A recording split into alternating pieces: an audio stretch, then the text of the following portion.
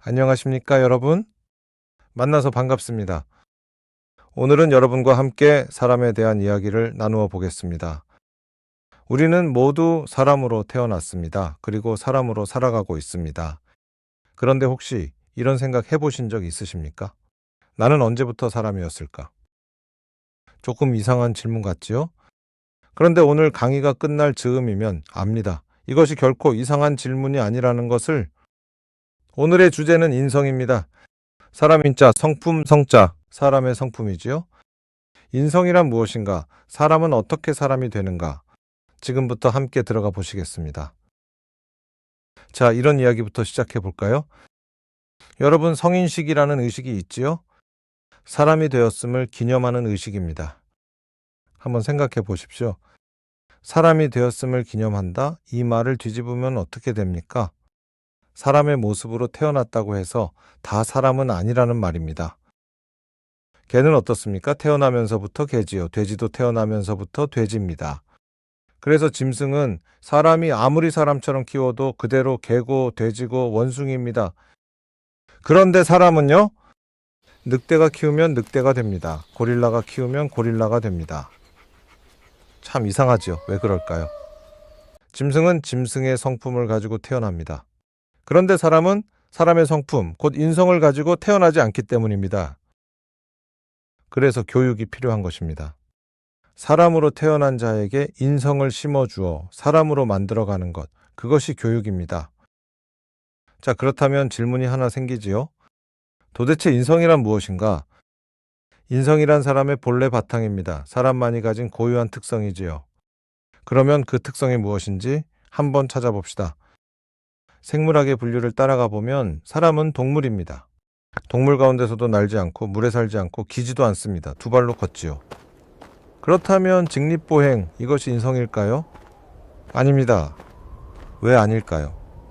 100만 종이 넘는 동물들도 저마다 자기 종만의 특징이 있습니다. 그런 특징은 태어나기만 하면 저절로 갖추어집니다. 그런데 인성은 어떻습니까? 방금 보셨죠? 인성은 교육을 통해서 후천적으로 완성되는 것입니다. 그러니 태어나면 저절로 갖추어지는 것은 인성이라 할 수 없는 것입니다. 자, 그러면 다시 묻겠습니다.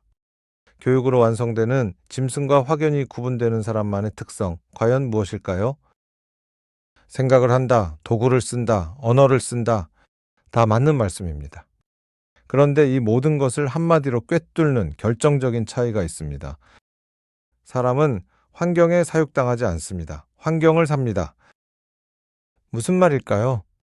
짐승은 어떤 종이든 환경에 순응합니다. 환경에 맞추어 제 몸을 바꿉니다. 그것이 진화지요. 적응하지 못하면 멸종이라는 결과를 겸허히 받아들입니다. 그런데 사람은 어떻습니까?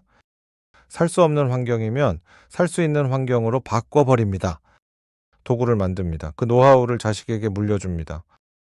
그래서 사람은 더운 아프리카에서도 살고 추운 알래스카에서도 삽니다. 잠수함을 만들어 바닷속에서도 살고 우주선을 만들어 달에까지 갑니다. 사람은 어떤 환경에도 만족하지 않습니다. 절대로 지족하지 않아요. 바로 이것입니다. 이것이 사람만이 가진 고유한 특성입니다. 그렇다면 사람은 왜 이런 특성을 가지게 되었을까요? 여기에는 참 절박한 사정이 있습니다. 한번 보십시오. 사람의 임신 기간은 10달입니다. 한 번에 낳는 아이는 한 명이지요. 게다가 10년을 키워도 어른이 못 됩니다. 짐승은 어떻습니까? 길어야 두세 해면 다 자랍니다. 종족을 잇는 조건이 참으로 열악하기 그지없지요. 그러면 살아남는 조건은 어떻습니까? 호랑이의 힘이 있습니까? 치타의 속도가 있습니까? 독수리의 날개가 있습니까? 없습니다. 사슴처럼 달릴 수도 없고 들소처럼 제 몸을 지킬 힘도 없습니다. 약육강식의 먹이사슬 속에서 사람의 조건은 열악함 그 자체였던 것입니다. 사정이 이러하니 사람은 짐승들의 방식, 곧 진화를 선택할 수가 없었습니다. 진화는 너무나 오랜 시간이 걸립니다. 그 길을 갔다가는 그대로 멸종입니다. 그래서 사람은 전혀 다른 길을 찾아야 했습니다. 어떤 길일까요? 환경에 맞추어 나를 바꾸는 것이 아니라 필요한 것을 환경에게 청해서 얻어내는 길입니다. 한번 보세요. 사람은 돌의 도움을 받았습니다. 돌칼과 돌도끼를 만들어 맹수의 날카로움을 얻었지요. 나뭇가지의 도움을 받아 높은 나무의 과일을 얻었습니다. 말의 도움을 받아 빨리 달리는 민첩함을 얻었습니다.